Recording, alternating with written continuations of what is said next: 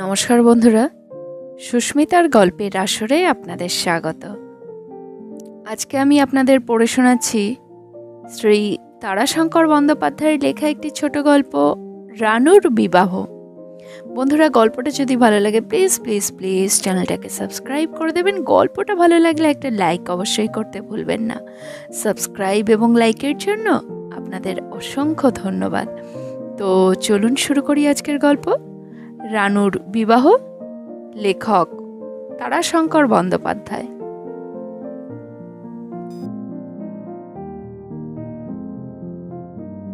নিতান্ত মধ্যবিত্ত ঘরের মেয়ে রানু। রানুর বিবাহ। বাপ 60 টাকা বেতনে স্কুলে মাস্টারি করেন। মেজ কাকা উকিল, ছোট কাকা ডেপুটি। উপার্জনের দিক থেকে আয়ের সমষ্টি অল্প নয়, কিন্তু সংসারটি বৃহৎ। সংসারে 3 ভাইয়ের সন্তান সন্ততির সংখ্যা 19। এছাড়া এক ভাগ্নির এক ছেলে, এক ভাগ্নের এক পুত্র এই সংসারে থেকে পড়াশোনা করে। এর আগে 4 ভাগ্নে এখানে থেকে পড়াশোনা শেষ করেছে, এখন অন্যত্র কাজকর্ম করছে। একজন উকিল, 2 জন ডাক্তার। 4-5 জন ভাগ্নির বিবাহ এই বাড়ি থেকেই হয়েছে।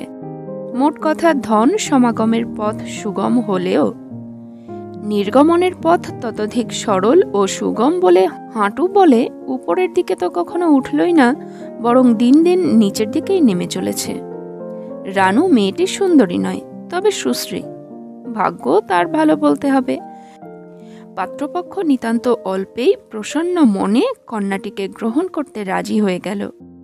পাত্রটিও ভালো, সরকারি চাকুরে, সদ্য সদ্য পুলিশের সাব ইন্সপেক্টরিতে ভর্তি হয়েছে। বয়স 23-24, দেখতেও শ্রীমান। রানুর বাপ ভোলানাথবাবু কথাবার্তা পাকা করে ফিরে আসলেন। ভোলানাথবাবু সরাসরি অন্দরে গিয়ে মায়ের পায়ের ধুলো নিয়ে বললেন, আপনার আশীর্বাদে সব ঠিক হয়ে গেল মা। মা তরকারি কুটছিলেন। তরকারি কোটা ফেলে দিয়ে 2 হাত অর্ধ উত্তোলিত করে যেন দারুণ দুশ্চিন্তাটাকে চিরতরে ঠেলে ফেলে দিয়ে বললেন, যাক বাবা, বাঁচলাম। বৌমা, বৌমা, ও বড় বৌমা, শুনছো? রানুর বিয়ে আজ পাকা হয়ে গেল।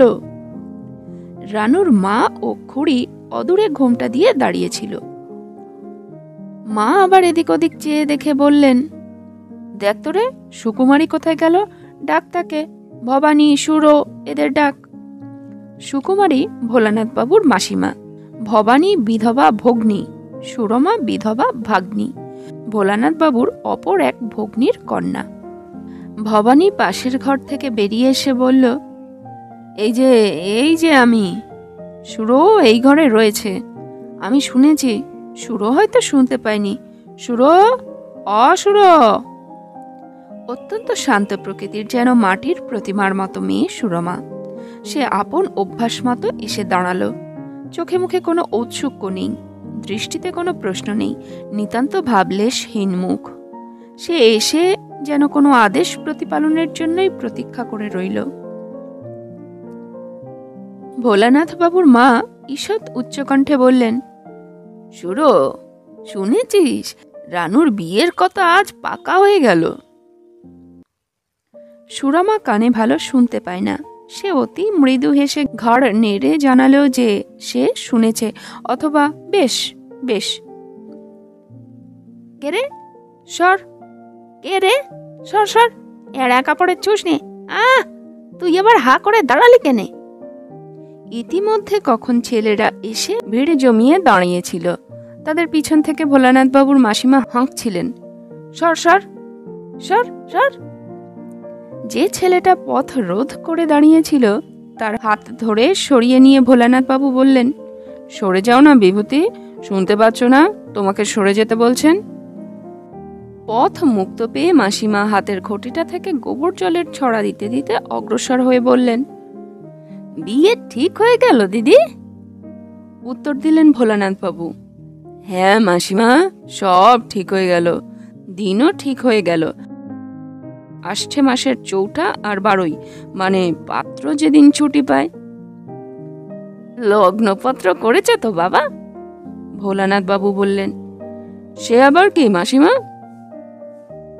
ওই তো বাবা, তোমরা সব সাহেব হয়ে ভুলে গেলে লগ্নপত্র হবে, তার মাথায় সিঁদুর দেওয়া হবে, দুই পক্ষ তাতে সই করবে।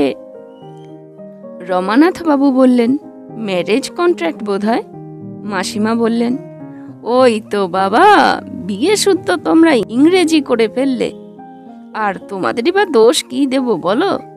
মেয়েদের হাল দেখে যে অবাক হই গো।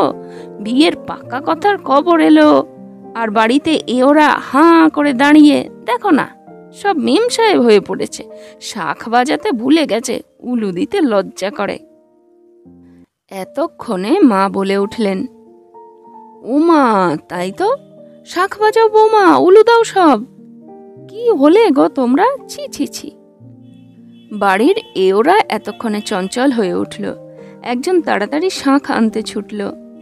ভোলানাথ বাবুর বড় মেয়ে চিনু খুঁজছিল রানুকে।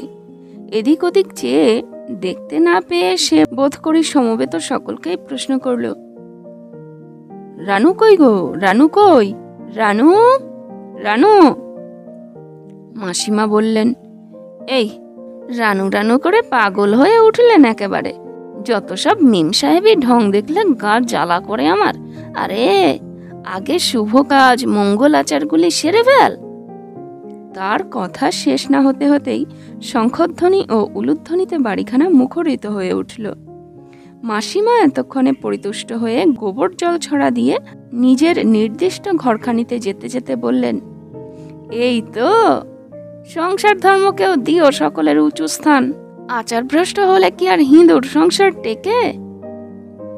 বাইরের ঘরে ছেলেদের মধ্যে বড়দের জটলা তখন বেশ পেকে উঠছিল। ভোলানাথ বাবুর মেজে ছেলে গোপাল খবরটা নিয়ে আসলো। বড় ভাই গোবিন্দ বেকার। সে তখন একটা ছোট আয়না দেখে কেশ প্রসাধনের নতুন একটা ভঙ্গি আবিষ্কারের গবেষণায় নিমগ্ন ছিল। রমানাথ বাবুর বড় ছেলে সুধাংশু নিতান্ত অকারণে গভর্নরের কাছে একটা দরখাস্তের খসড়া লিখছিল। ভোলানাথ বাবুর ভাগ্নের ছেলে শ্যামল গোপনে রচনা করছিল একটা কবিতা। ভগ্নী ভবানীর দৌহিত্র রমেন অঙ্কের খাতায় একটা 5 তলা বাড়ির নকশা নিয়ে চিন্তায় বিভোর। গোপাল যেন হাঁপাতে হাঁপাতে এসে বলে ফেলল, রানুর বিয়ে পাকা হয়ে গেল দাদা। গোবিন্দ আয়নাখানা ফেলে দিয়ে বলল, ফাইনালি সেটেলড তো? সুধাংশু দরখাস্তখানা ফেলে দিয়ে কাছে এসে বলল, কবে? শ্যামল প্রশ্ন করল, সেই শ্রীকুমার বাবুর সঙ্গেই তো? রমেনও কাছে এসে দাঁড়িয়েছিল, কিন্তু সে কোনো প্রশ্ন খুঁজে না পেয়ে এই প্রশ্নগুলোর উত্তর শুনবার প্রতীক্ষায় নীরব হয়ে রইল। গোপাল উত্তর দিল, একেবারে ফাইনাল হয়ে গেল আজ। দিন ঠিক হয়েছে দুটো, একটা 4 আর একটা 12। যেদিন শ্রীকুমার বাবুর ছুটি পাওয়ার সুবিধা হবে আর কি, পুলিশের চাকরি তো। বাড়ির ভিতরে তখন মায়ের চারিধারে ঘন হয়ে বসে পরামর্শ সভা চলছে। মা বলছিলেন, সময় থাকতে চিঠি দেয়াই ভালো, তাদেরও সব ঘরদোর সংসার গুছিয়ে আসতে হবে তো। ননি নিশ্চয়ই আসবে, মনিকে নিয়েই ভাবনা, তার আবার নানান ঝঞ্ঝাট। শিবানী তো আসবেই, সমরও আসবে। হ্যাঁ, সমরের বউ আছে বাড়িতে, সেখানেও একটা চিঠি দাও। মা এবার নীরব হলেন। কথা হচ্ছিল মায়ের মেয়েদের আসবার। ভোলানাথ বাবুর 7 বোন। ভবানী অবসর পেয়ে বলল, শ্যামাও আসবে বুলু, আমি তাকে আগেই লিখেছি, জামাইও পাঠিয়ে দিতে রাজি হয়েছেন। এখন তোমরা জামাইকে একটা চিঠি দিয়ে দাও। শ্যামা ভবানীর কন্যা। ভোলানাথ বাবু ওদিকের উঠোনের কোণে একটি ছেলের কান্নায় বিরক্ত হয়ে বললেন, আহ, রঙিনটা কাঁদছে কেন? ওরে রানু, দেখ না বেরিয়ে। আমি বারবার রানুকে বলি, ওরে ছেলেদের দিকে একটু নজর রাখিস তুই। এ কি, দেখি দেখি, টিংচার আয়োডিন। চিবুকটা কেটে রক্তে সমস্ত বুকটা রক্তাক্ত করে রঙিন কাঁদতে কাঁদতে এসে দাঁড়ালো। মেজো ভাই রমানাথ বাবু ব্যস্ত হয়ে বললেন, বেঞ্জাইন দিয়ে সিল করে দিন। বেঞ্জাইন, টিংচার বেঞ্জিনের শিশিটা কোথায় গেল? বলে তিনি হাঁকতে আরম্ভ করলেন, গোপাল, গোপাল, সুধাংশু। গোবিন্দ তখন বলছিল, দেখ, 5 জন বাইরের ভদ্রলোক আসবেন, তাদের সামনে। অথচ বাবা হয়তো বলতেন ওই জামাতেই হবে। ওইটা কি একটা জামা, 5 বছরের পুরনো হয়ে গেল। অন্তত একটা ফ্লানেলের পাঞ্জাবি, ডিপ চকলেট কি গ্রে রঙের, আর একজোড়া জুতো। সুধাংশু বলল, আমি তো একটা সার্জের কোট নেব, নেভি ব্লু কালার, বেশ ডিসেন্ট। গোপালের বেশি শখ একটা পুলওভারের। সে বলল, আমার একটা পুলওভার হলেই হবে, কমে হবে, এ সময় বেশি খরচ করা তো ঠিক নয়। হ্যাঁ, শ্যামল বলল, একটা প্রীতি উপহার কিন্তু খুব ভালো চাই। রমেন ভাবছিল চুলটা আজ আর না কেটে সেই সময় কাটবে, সেই ভালো হবে। রানু তখন সদ্য স্নানান্তে কাপড় ছেড়ে আয়নার সামনে দাঁড়িয়ে চুল আঁচড়াচ্ছিল। মুখে তার অতি মৃদু মধুর একটা হাস্যরেখা। পুরানো সোজা সিথিটা মুছে দিয়ে তার শখ হলো বাঁকা সিথি টানবার।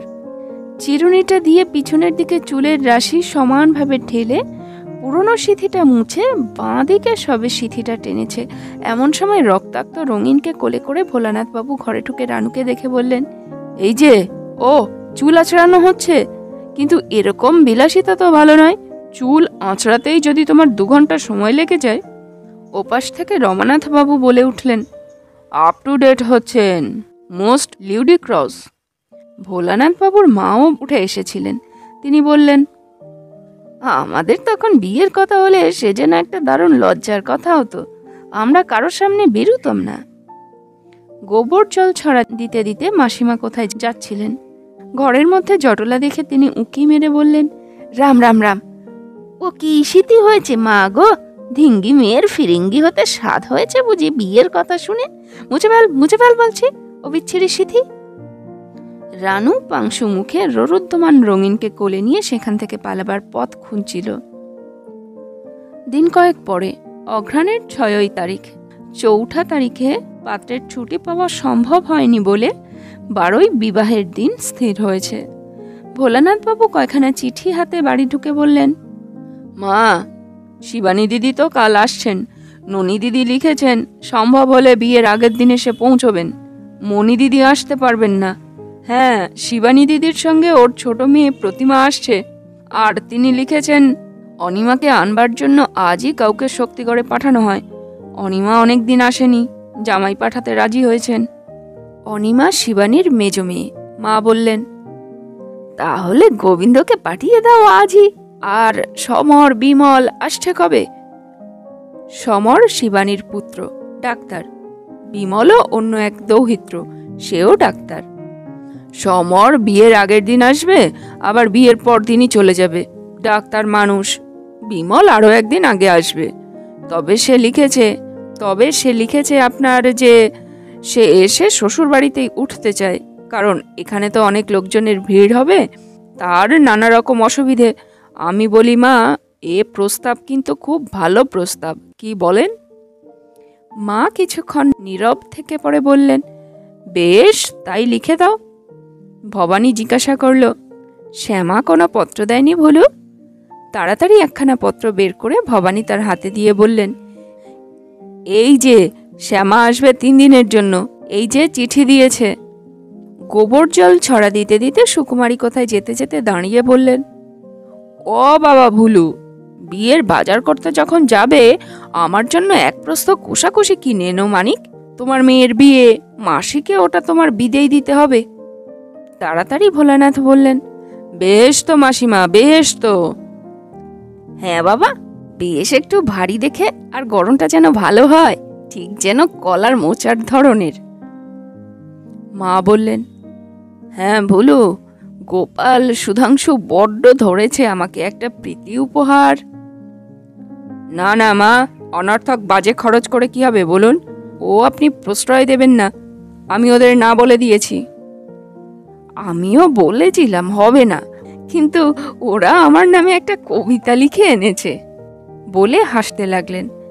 তারপর আবার বললেন, বেশ লিখেছে রে, শুনবি তুই? কি দাঁড়া, কত গরু খোঁজা করে খুঁজে পেয়েছি তোমারে, ছেড়ে তো দিব না আর হে। এমনি ঠাট্টা করে লিখেছে, তা 2-3 টাকা খরচ তো, যখন এত হবে তখন ওদের স্বাদটাও মিটুক।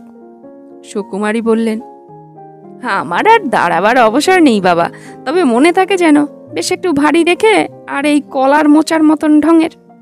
তিনি চলে গেলেন। ভবানী বলল, ভুলু, রমেনের একটাও জামা নেই যে ভদ্রলোকের সামনে বেরোয়, ওর একটা জামা। ভোলানাথবাবু বললেন, বাইরে দর্জি এসে মাপ নিচ্ছে দিদি, রমেনের মাপ নিয়ে নিয়েছে। বাইরে তখন রমানাথবাবু বসে ছেলেদের জামার মাপ দেওয়াচ্ছিলেন। গোবিন্দের পাঞ্জাবি, সুধাংশুর নেভি ব্লু রঙের শার্টের কোট, রমেনের গরম কাপড়ের কোটের মাপ দেওয়া হয়ে গেল। গোপালের পুল ওভার এবেলাতেই আসবে, সে টাকার অপেক্ষায় দাঁড়িয়ে আছে। রানুর বড় বোন চিনু মাকে গিয়ে বলল, মা, রানুর বড় ইচ্ছে যে ওকে একটা ফার কোট কিনে দেওয়া হয়, ওর ভারী স্বাদ। রানুর মা কিছুক্ষণ চুপ করে থেকে বলল, ওকে বলতে ভয় করছে মা, কিছু বললেই একেবারে যেন মারতে আসছেন। চিনু বলল, ওর ওটা বড় স্বাদ মা। রানুর মা চুপ করে রইলেন। ওদিক থেকে ভোলানাথবাবু চিৎকার করছিলেন, না না, তোমাকে যেতে হবে না, দাও দাও, আমাকে দাও, আমি নিজেই যাব। ব্যাপারটা ঘটেছিল গোপালকে নিয়ে। সে পুল ওভারের মূল্যের অপেক্ষায় ছিল। এমন সময় ভোলানাথবাবু আদেশ করলেন, চিঠি কখানা ডাকে দিয়ে এসো তো। চিঠি কয়খানা হাতে নিয়ে গোপাল দাঁড়িয়ে রইল। ভোলানাথবাবু বললেন, যাও, পুল ওভারের টাকাটা পেলে বাজার হয়ে। সঙ্গে সঙ্গে ভোলানাথবাবু যেন জ্বলে উঠলেন, দাও দাও, চিঠি ফিরিয়ে দাও আমাকে, আমি নিজেই যাব। গোপাল দৃঢ় মুষ্টিতে চিঠি কখানা ধরে বলল, না। ভোলানাথবাবু চিঠি কয়খানা সজোরে তার হাত থেকে কেড়ে নিয়ে বললেন, না না, তোমাকে যেতে হবে না, আমি নিজে যাব, দাও দাও। চিঠি কখানা নিয়ে তিনি ঘরে এসে ডাকলেন, বড় বউ, বড় বউ। রানুর মা তাড়াতাড়ি ঘরের মধ্যে এসে বক্তব্যের প্রতীক্ষায় দাঁড়ালেন। ভোলানাথবাবু বললেন, দাও তো, তোমার কাছে যে 40 টাকা আছে সেটা দাও তো। রানুর মা স্বামীর মুখের দিকে চেয়ে বললেন, কি করবে? যাই করি না, গঙ্গার জলে ফেলে দিয়ে আসবো না, দাও। না, সে টাকায় আমি রানুর একটা আংটি আর ঝুমকো করিয়ে দেব। হ্যাঁ, আর রানুর বড় সাধ একটা ফার কোট। Fur coat? বিস্ময়ে ভোলানাথবাবুর চোখ দুটো বড় হয়ে উঠল। রানুর মা আশঙ্কায় চুপ করেই রইলেন, কোনো উত্তর দিলেন না। কথার ফুৎকারের অভাবে ভোলানাথবাবু আর জ্বলে উঠতে পারলেন না। ধুমায়মান অবস্থাতেই বললেন, ফার কোট পরে করো, আর ঝুমকো আংটিও থাক, ও তো চুক্তির মধ্যে নয়, এখন টাকাটা আমাকে দাও। রানুর বড় সাধ। অসহায়ভাবে রানুর মা অসমাপ্ত কথাগুলি বলে স্বামীর মুখের দিকে চেয়ে রইল। সাধ তার অনেক কিছুই হতে পারে, জড়োয়া গহনা, মুক্তোর মালা, হীরের মুকুট, পান্নার দুল, কিন্তু সে দেবার সাধ্য নেই আমার। ওদিকে বাইরে রানুকে নিয়ে তুমুল একটা কাণ্ড বেঁধে গেছে। স্নানের ঘরের দরজায় সুকুমারী ঠাকুরানী মিনিট 10 অপেক্ষা করে ধাক্কা মারতে আরম্ভ করলেন। কে ঘরে রয়েছে? কে? এতক্ষণেও স্নান হয় না? কে রয়েছিস? রানু সাধ করে একখানা লাক্স সাবান মাখছিল। সে তাড়াতাড়ি কোনো রকমের স্নান সমাপ্ত করে কাপড় ছেড়ে বাইরে আসতেই সুকুমারী বললেন, ও মা, কোথায় যাব আমি? এত সাবান মাখার ধুম, ছি ছি ছি, এই ঠান্ডা আর এতক্ষণ ধরে সাবান মেখে স্নান। ভবানী রানুর মুখের দিকে চেয়ে বলে উঠলেন, উমা, এ যে চোখ মুখ এর মধ্যেই রাঙা হয়ে উঠেছে।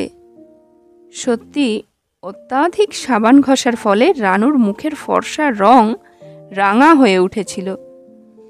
রমানাথবাবু ঘরে ছিলেন। তিনি বেরিয়ে এসে বললেন, দেখো, তুমি অত্যন্ত থাক, এখন ওকে কুইনাইন খাইয়ে দিন একটা। আর এক কাজ করুন, ছেলেদের একজোড়া মোজা দেখে ওকে দিন তো, মোজা পায়ে কারোর একজোড়া স্যান্ডেল নিয়ে চলাফেরা করুক, ঠান্ডা লাগার ভয়টাও একটু কমবে। বলেই নিজেই ঘর খুঁজে বের করে নিয়ে আসলেন একটা কালো, একটা লাল রঙের মোজা। রানু মোজা জোড়াটা হাতে নিয়ে নীরবে দাঁড়িয়ে রইল। তার এই বিষদৃশ পোশাক পরতে চোখ জলে ভরে আসছিল। রমানাথবাবু পুনরায় আদেশ করলেন, পরে ফেল, পরে ফেল। এবার রানু বলল, আমার ঠান্ডা লাগবে না। ঠান্ডা লাগবে না? রমানাথবাবু ক্রুদ্ধ বিস্ময়ে রানুর মুখের দিকে চেয়ে থাকতে থাকতে অকস্মাৎ কারণটা অনুমান করে নিয়ে বলে উঠলেন, আই সি। তোমার লেডিস সিল্ক মোজা না হলে পছন্দ হচ্ছে না? তারপর ভবানীকে লক্ষ্য করে বললেন, দিদি বলুন ওর বাপকে মেয়েকে লেডিস সিল্ক স্টকিং কিনে দিতে, নইলে ওর পছন্দ হচ্ছে না। রানু সভায় ত্রস্তভাবে মোজা দুটি টেনে নিয়ে সেখানে বসেই পায়ে পড়ে ফেলল। পড়েও কিন্তু রানুর চোখ ফেটে জল আসলো। সে নত মাথা আরও খানিকটা নত করল। চোখের জল মাটিতে পড়ে মুহূর্তে শুষে নিয়ে গেল। ভোলানাথ বাবুর মা ব্যস্ত হয়ে এসে বললেন, রমানাথ, টেকো দিয়ে সুতো কেটে দিতে হবে যে বাবা। সুকুমারী স্নানের ঘর থেকে হেঁকে বললেন, দিদি, কলসিতে আলপনা দেবে কখন? আজই তো দেবার কথা। মা উত্তর দিলেন, এই বসলো বোধহয় সব। ও মা, উলু দিতে বলো, শাঁখ বাজাতে বলো। কথাটা শেষ হতে না হতেই শাঁখের শব্দের সঙ্গে উলুধ্বনি ধ্বনিত হয়ে উঠল। রানু ধীরে ধীরে উঠে গিয়ে ছাদের এক কোণে নিরালায় বসে ভালো করে কেঁদে নিল। সমস্ত সংসারের উপর তার মন বিরূপ হয়ে উঠেছে। বিবাহের দিন। ভোলানাথ বাবু ও রমানাথ বাবুর নিঃশ্বাস ফেলবার অবকাশ নেই। আত্মীয় স্বজনে ঘর পরিপূর্ণ হয়ে গিয়েছে। সমর এসেছে, বিমল এসেছে, প্রতিমা, অনিমা, শ্যামা, তারাও সবেমাত্র এসে পৌঁছেছে। শিবানী এবং আর এক বোনও এসেছে। ভোলানাথ বাবু তাড়াতাড়ি বাড়ি ঢুকে ডাকলেন, সমর! কোথায় গেল সমর? কে বলল তিনি মোটরের কি পার্টস চাই তা কেনবার জন্য গেছেন। বিমল, তাহলে তুমি একবার স্টেশনে যাও না বাবা। বিমল মুখ কাঁচুমাচু করে বলল, আর কেউ গেলে হয় না, আমি একটু হারটার ক্লিপটা এঁটে আনতে যাচ্ছি। তাহলে দেখি গোবিন্দ কোথায়? গোবিন্দ তখন অনিমা, প্রতিমা ও সমরের ছেলে মেয়েদের জামার মাপ দেওয়াচ্ছিল। অনিমার ছেলের প্রতিমার ছেলেদের মতো স্যুট হবে, প্রতিমার মেয়েদের অনিমার মেয়েদের মতো জামা হবে, সমরের মেয়ের একটা জামা হবে। গোবিন্দ বলছিল, দেখুন, ফ্রক সুইট হবে, তবে গলাটা হবে অনিমাদির মেয়ের, মানে এই জামাটার মতো রাউন্ড শেপ, আর এর হাতটা আছে হাফ, এই হাতটা হবে প্রতিমাদির মেয়ের জামার মতো ফুল হাতা, তবে কাঁধের কাছটা একটু ফুলও থাকবে। ভোলানাথ বাবু ব্যস্ত হয়ে বললেন, তুমি কি করছো? প্রতিমাদি, অনিমাদি, গোপাল কোথায়? সে গেছে দোকানে শ্যামাদির জন্য মেজ বৌদির কাপড় দেখিয়ে একখানা কাপড় আনতে। গত্যান্তর না দেখে ভোলানাথ বাবু নিজেই ছুটলেন স্টেশনে। ঘরের মধ্যে রানু বধূ বেশে তখনও মাকে বলছে, আমায় একটা ফার কোট কিনে দিলে না মা? রানুর মা এবার বিরক্ত হয়ে বলল, দিয়ে থুয়ে কখনো তো মেয়ের মন পাওয়া যায় না সংসারে।